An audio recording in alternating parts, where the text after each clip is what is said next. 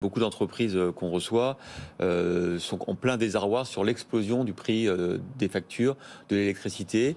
Nous, on avait compris que le gouvernement avait quand même amélioré le dispositif et que désormais, quand vous avez moins de 10 salariés, quand vous avez le droit quand même au tarif réglementé de l'électricité. Est-ce qu'il y a encore des trous dans la raquette? Ah non, mais il y a d'énormes trous. Vous prenez un boulanger, j'en prends dans ma circonscription de Tarn-et-Garonne, sa facture est passée de 1 500 € à 4 500 € par mois. Pourtant, il a moins de 10 salariés. Il a moins de 10 salariés, moins de 2 millions d'euros de chiffre d'affaires, mais pour que les boulangers puissent faire cuire leur pain, ils ont besoin d'avoir un four qui est une puissance supérieure à 36 kV/A. C'est la troisième condition pour pouvoir bénéficier du tarif réglementé. Donc, ils n'en bénéficient pas.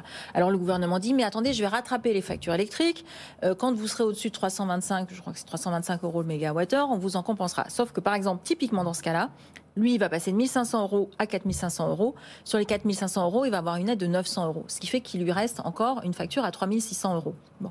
Ça, dans des petites communes de 1000 habitants, mais le boulanger peut être contraint à fermer parce que les coûts sont énormes. Donc, ça devrait être la préoccupation majeure du gouvernement, plutôt que d'aller s'embarquer sur les retraites, sur je ne sais quoi, de faire le sitting à Bruxelles, de ne pas bouger tant qu'on n'a pas déconnecté le tarif. Faire de mieux à Bruxelles. Mais de mieux, faire comme ce qu'ont fait les Espagnols et les Portugais, déconnecter le tarif du prix de l'électricité. Et comment vous auriez fait plier les Allemands qui ne sont pas d'accord? Comment, franchement, on aurait pu les faire plier? Les Allemands ne sont pas d'accord. Vous savez pourquoi ils ne sont pas d'accord? Parce qu'ils disent aux Français, vous avez un mix énergétique qui ne nous convient pas, vous gardez le nucléaire, sauf que vous avez la moitié de vos centrales qui ne fonctionnent pas.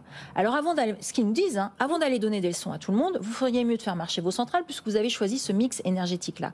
Ce qui se passe aujourd'hui, c'est que comme nos centrales ne fonctionnent pas, on est obligé d'acheter de l'électricité à l'Allemagne, qui, elle, est obligée, ce qu'elle ne veut pas faire, mais qu'elle va faire, de faire fonctionner encore 3 réacteurs jusqu'au 15 avril 2023, ce qui, politiquement, lui pose quelques soucis.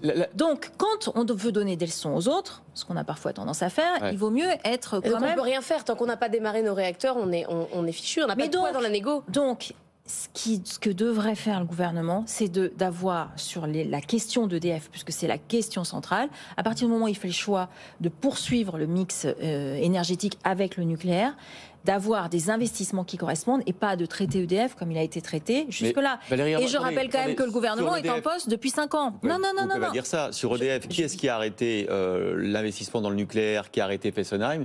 C'est François Hollande et c'est la majorité socialiste. Vous pouvez me reprocher aujourd'hui au gouvernement d'inverser la tendance et nous dire qu'on n'est pas au point. Mais attendez, il y a 25 réacteurs qui ne fonctionnent pas. C'est pas la faute de François Hollande. Ça, c'est inacceptable.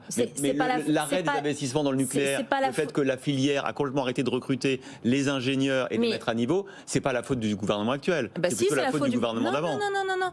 Le gouvernement actuel, il est en poste depuis combien de temps? Depuis 5 ans. Oui, mais enfin, donc en 5 ans, on a le temps de rien faire. Emmanuel Macron a sans doute eu tort de suivre la décision de François Hollande de fermer Fessenheim. Vous êtes d'accord? Je ne vous parle pas de Fessenheim. Fessenheim, c'est une centrale. Là, je vous parle la première qui devait être fermée. Il y en avait beaucoup d'autres qui devaient être fermées ensuite. Je parle de 25 autres. Quand on veut faire fonctionner le nucléaire, on investit. Vous savez, est-ce que vous êtes trompé? Non, mais vous pouvez le dire. Est-ce que le gouvernement socialiste s'est trompé sur le nucléaire? Alors écoutez, moi je vais vous dire, je suis très à l'aise là-dessus. En 2011, j'ai copublié un livre où j'avais dit qu'il fallait faire tant d'investissements sur le nucléaire, en plus des énergies renouvelables par an. Donc je suis très tranquille là-dessus sur ce que j'avais écrit et sur les montants qui étaient à mettre. La question qui se pose, c'est que pendant 5 ans, notamment les 5 dernières années, sur cette question-là, l'investissement a reculé. Donc aujourd'hui, on se retrouve le dos au mur avec la moitié des centrales qui ne fonctionnent pas. Mais ça n'empêche pas de dire, c'est pas parce qu'on a un mix énergétique qui est très différent de nos partenaires européens, d'avoir une discussion sur le prix, parce que aujourd'hui, on paye avec de l'argent public, on compense un prix délirant de l'électricité avec de l'argent public, alors qu'on pourrait corriger ce prix de l'électricité pour avoir à éviter à verser au pot de manière quasiment, pas infinie, mais presque.